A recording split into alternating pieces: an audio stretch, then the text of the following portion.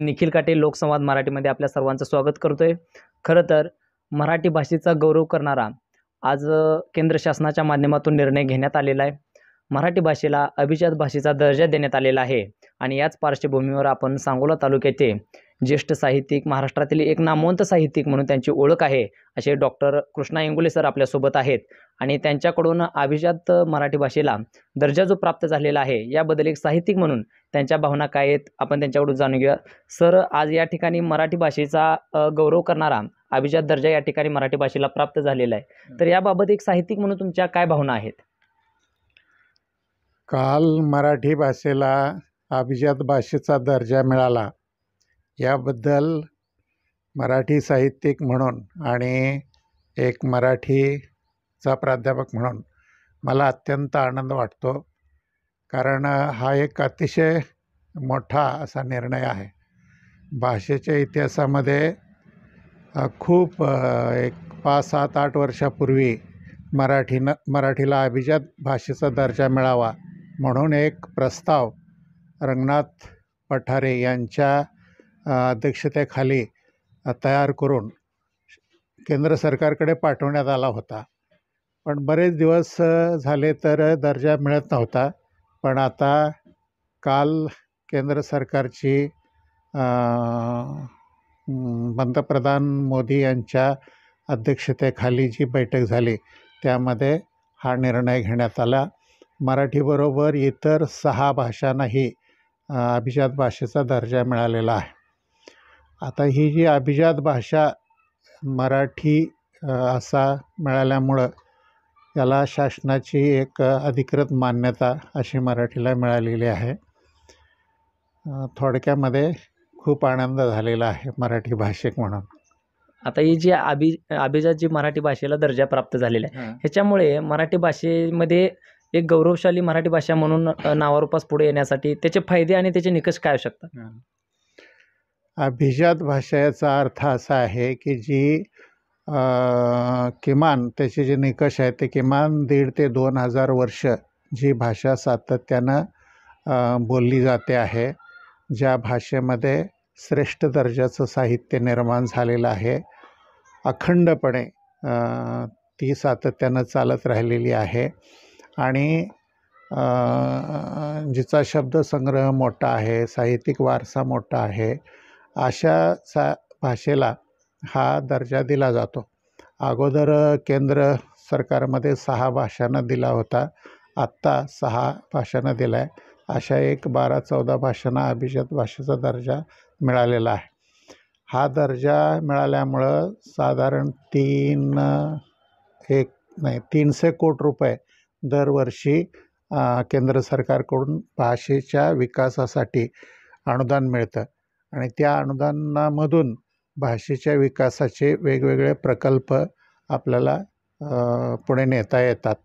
म्हणजे शब्दकोश निर्माण करणं किंवा साहित्यिकांना प्रोत्साहन देणं किंवा साहित्य संमेलनं घेणं किंवा भाषिक दृष्ट्या बोलीचा अभ्यास करणं, तर असे वेगवेगळे प्रकल्प घेऊन भाषा समृद्ध करण्यासाठी त्याचा उपयोग होईल असं वाटतं.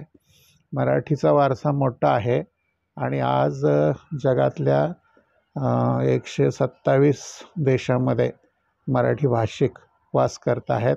त्या सर्वांनाही यामुळं आनंद झालेला आहे. मराठी भाषा जी आहे आता अभिजात दर्जा जो प्राप्त झालेला आहे, हा जो दर्जा आहे हा दर्जा कशा पद्धतीनं तयार होतो असं नाही, पण केंद्र सरकारने ठेवलेला हा एक काय आहे कसोटी आहे. ते म्हणजे त्याची एक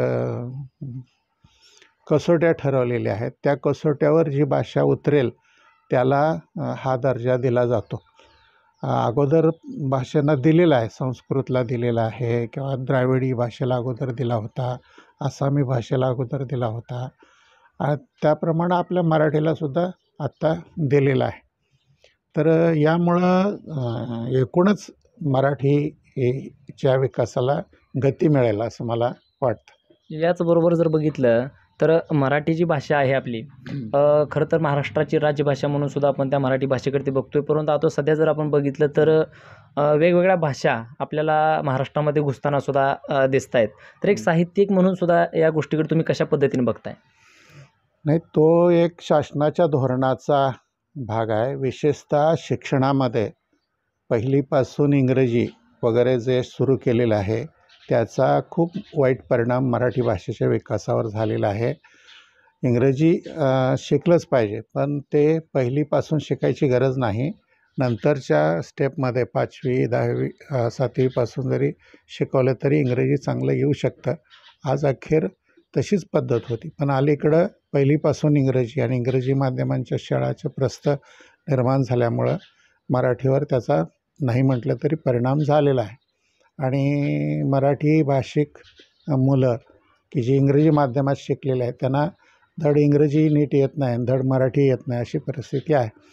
तेव्हा इतर भाषेला प्रोत्साहन देताना माय मराठीचं नुकसान होणार नाही याची दक्षता विशेषतः राज्य सरकारने घेतली पाहिजे, अशी माझी अपेक्षा आहे.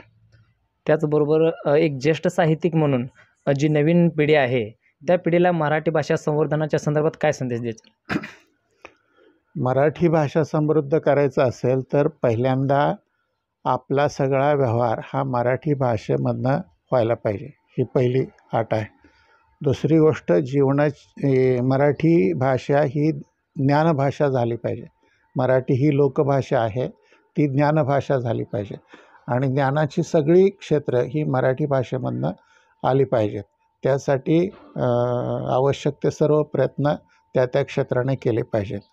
कायदा म्हणजे न्यायालयामध्ये मराठी वापरली गेली पाहिजे, व्यापार उद्योगामध्ये मराठी वापरली गेली पाहिजे किंवा शिक्षणामध्ये सर्व पातळीवर मराठी वापरली गेली पाहिजे. आणि इतर भाषेपेक्षाही मराठीला आपण प्राधान्य देऊन जर वागलो तर मराठी भाषा समृद्ध होऊ शकते. आणि मराठी भाषा ही ज्ञानभाषा होणं, मराठी भाषा ही व्यवहाराची भाषा होणं हे जास्त महत्त्वाचं आहे. आणि ज्ञानेश्वरापासून मराठीचा अभिमान लोकांनी बाळगलेला आहे आणि यापुढेही भविष्यकाळात मराठी अधिक वेगानं प्रयत्न करेल असं वाटतं. तर माझ्यासोबत ज्येष्ठ साहित्यिक डॉक्टर कृष्णा इंगोले होत्या आणि मराठी भाषेला जो अभिजात दर्जा प्राप्त झालेला आहे या संदर्भात खरं तर त्यांनी प्रकट मुलाखत आपल्यासोबत दिलेली आहे. धन्यवाद.